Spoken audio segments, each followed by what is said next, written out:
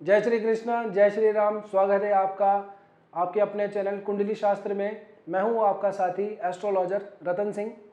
आज हम लेके आए हैं 27 अक्टूबर से लेके 3 नवंबर के बीच में ग्रहों के गोचर के अंदर जो परिवर्तन हो रहा है वो आपकी राशि के ऊपर क्या प्रभाव लेके आ रहा है। राशि का होगा बुरा हाल, किसकी चमकेगी किस्मत, किसको मिलेगा भाग्य का साथ और किसको करनी पड़ेगी बहुत ज़्यादा मेहनत।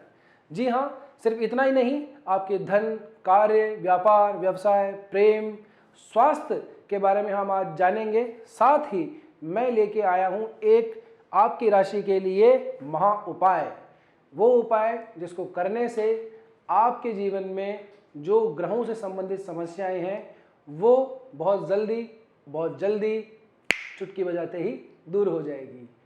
चलिए शुरू करते हैं। कर्क राशि वालों के लिए यह समय काफ़ी अच्छा है क्योंकि गुरु महाराज आपकी राशि के अंदर ही गोचर कर रहे हैं और उच्च अवस्था के अंदर गोचर कर रहे हैं।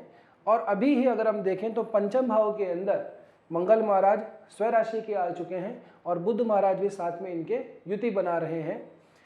चंद्र महाराज जो कि आपके राशिश हैं अभी वर्तमान के अंदर तो छठे भाव में है, लेकिन 29 अक्टूबर से ये अपना स्थान बदल के समसप्तक हो जाएंगे। गुरु और चंद्रमा जो कि 29 अक्टूबर से 1 नवंबर तक गज केसरी योग बनाएंगे आपके केंद्र के अंदर। तो 29 अक्टूबर से 1 नवंबर का समय स्पेशली आप लोगों के लिए बहुत अच्छा रहने वाला है। खास करके जो लोग व्यापार वगैरह के अंदर कुछ नया काम करना चाह रहे थे, नई साझेदारी करना चाह रहे थे, कोई नया काम स्टार्ट करना चाह रहे थे, या फिर जिन लोगों के लिए कोई आय का स्रोत नहीं बन पा रहा था, उन लोगों के लिए आने वाले जो 2-3 दिन हैं वहां से भी आपका रुका हुआ पैसा हमको आता हुआ दिखाई दे रहा है। क्योंकि गुरु महाराज अपनी 5वीं, 7वीं और 9वीं दृष्टि पूरी तरह से यहाँ पे त्रिकोणों में और केंद्र में बना के रखे हुए हैं आपके लिए। यदि धन की अगर मैं बात करूं तो केतु महाराज आपके ऑलरेडी यहाँ पे 2nd हाउस में गोचर किए हुए हैं। धन के मामले के अंदर आप लोगों को आकस्मिक धन का लाभ थोड़ा दिखाई देता है क्योंकि आने वाले समय के अंदर सूर्य महाराज जो है अपनी नीच अवस्था को छोड़ देंगे। जैसे ही शुक्र महाराज यहाँ पे 2 नवंबर को आएंगे तो यहाँ पे नीच भंग राजयोग क्रिएट हो जाएगा और आपके द्वितीय भाव के स्वामी सूर्य महाराज जो 3 दिनों से नीच के चल रहे थे, नीच भंग राजयोग के अंदर व्यवस्थित हो जाएंगे। तो आप लोगों को कोई आकस्मिक धन लाभ हमें होता हुआ दिखाई दे रहा है। खास करके सरकारी क्षेत्र से हमें यहाँ पे काफ़ी आप लोगों को सपोर्ट मिलता हुआ दिखाई दे रहा है। बात करें आपके कार्य की तो कार्य क्षेत्र के अंदर आपके जो स्वामी बनते हैं वो मंगल महाराज बनते हैं जो कि अपनी स्वयं की राशि के अंदर पंचम भाव में गोचर कर रहे हैं। तो आपके यहाँ पे ज्ञान से संबंधित, आपकी नॉलेज से संबंधित यदि आपका कोई काम है तो उसके अंदर काफ़ी तरक्की दिखाई देती है आने वाले 7 दिसंबर तक, क्योंकि मंगल महाराज 7 दिसंबर तक यहीं पे गोचर करेंगे। बुध का यहाँ पे हो जाना, पंचम भाव के अंदर बुध का आ जाना व्यापार वगैरह के अंदर भी काफ़ी तरक्की दिखाई देता है। बुद्धि के अंदर काफ़ी वृद्धि दिखाई देती है आप लोगों के। तो यदि कोई आप नया नॉलेज, नया कोई स्किल सीखना चाह रहे थे तो आप लोगों के लिए बहुत ही अच्छा समय है। आप लोगों को ज़रूर अपने अंदर की जो आवाज़ है उसको ज़रूर सुनना चाहिए और किसी नई स्किल, नए नॉलेज, नई किसी विशेषता को आप लोगों को सीखने के ऊपर ज़रूर ध्यान देना चाहिए। ये आपके काम के अंदर बहुत ज़्यादा वृद्धि करने वाला है। हालांकि मेष और जो वृश्चिक है उसका जो संबंध है वो षडाष्टक का संबंध बनता है, लेकिन दोनों के स्वामी मंगल महाराज ही बनते हैं। मंगल महाराज यहाँ से अपनी 4थी दृष्टि भी डाल रहे हैं राहु के ऊपर, 7वीं दृष्टि डाल रहे हैं लाभ भाव के ऊपर और 8वीं दृष्टि डाल रहे हैं 12वें भाव के ऊपर, व्यय भाव के ऊपर।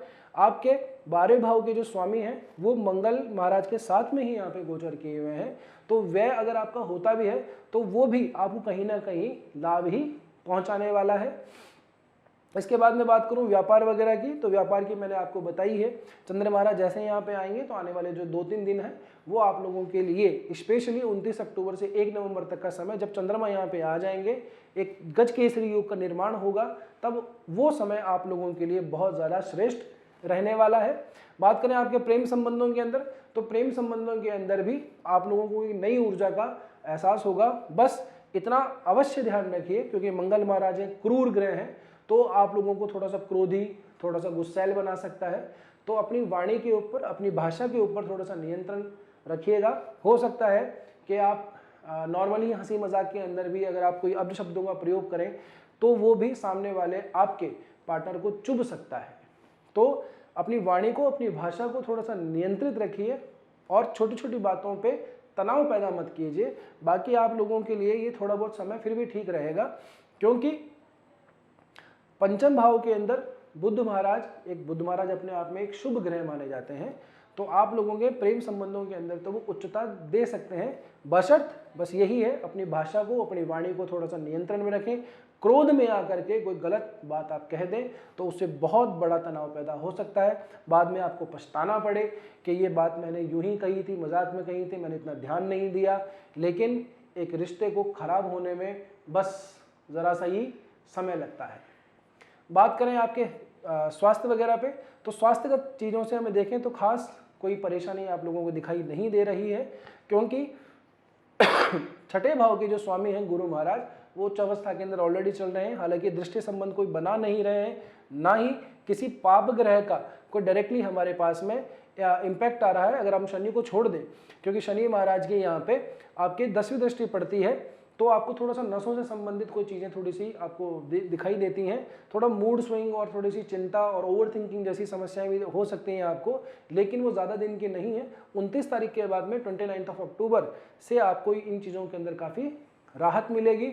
आप लोगों के लिए करना क्या है, आप लोगों को, आप लोग चांदी के टुकड़े ले लीजिए 3 या 4, और उन चांदी के टुकड़ों को स्क्वायर शेप के लीजिएगा और चांदी के टुकड़ों को अपने पास में रख के सो जाइएगा शुक्रवार के दिन। और गुरुवार के दिन सुबह उठ करके उन 4 चांदी के या 3 चांदी के टुकड़ों को किसी बहते हुए पानी के अंदर प्रवाहित कर दीजिएगा। ये काम कंटिन्यू आप 3 दिन कीजिए। आप लोगों को ये जो गुरु का ये जो गोचर आया हुआ है आप लोगों के लिए बहुत बेनिफिशियली होगा। साथ ही चंद्रमा की जो खराब अवस्था भी आपके मूल कुंडली के अंदर भी है, तो भी आप लोगों के लिए बहुत ज़्यादा लाभकारी ये उपाय हो जाएगा। उम्मीद करता हूँ ये वीडियो आपको पसंद आई होगी। ग्रहों का ये जो गोचर है ये आपकी जन्म पत्रिका देख करके बहुत अच्छे से और समझा जा सकता है, क्योंकि निर्भर करता है कि आपकी मूल पत्रिका के अंदर कौन सा ग्रह कहाँ बैठा है, कौन सा आपका लग्न है, किस ग्रह से संबंधित आपकी महादशा चल रही है, किस ग्रह से संबंधित अंतरदशा चल रही है, कौन सा ग्रह आपके लिए कारक है, कौन सा मारक है। इन सब चीज़ों की गणना करने के लिए हमें मूल पत्रिका देखनी बहुत ज़्यादा आवश्यक है। तो यदि आप अपनी पत्रिका को दिखाना चाहते हैं, पर्सनल कंसल्टेशन लेना चाहते हैं, तो आपको नीचे दिए गए नंबरों पर व्हाट्सएप करना है। आप लोगों की संपूर्ण पत्रिका का एनालिसिस मेरे द्वारा किया जाएगा। ये कंसल्टेशन पेड रहने वाला है। तो आप लोगों को ये वीडियो यदि पसंद आई हो तो इसको लाइक कीजिए, अपने साथियों, अपने परिवारजनों के साथ में शेयर कीजिए और हमारे चैनल को सब्सक्राइब करना ना भूलें। जय श्री कृष्णा, जय श्री राम।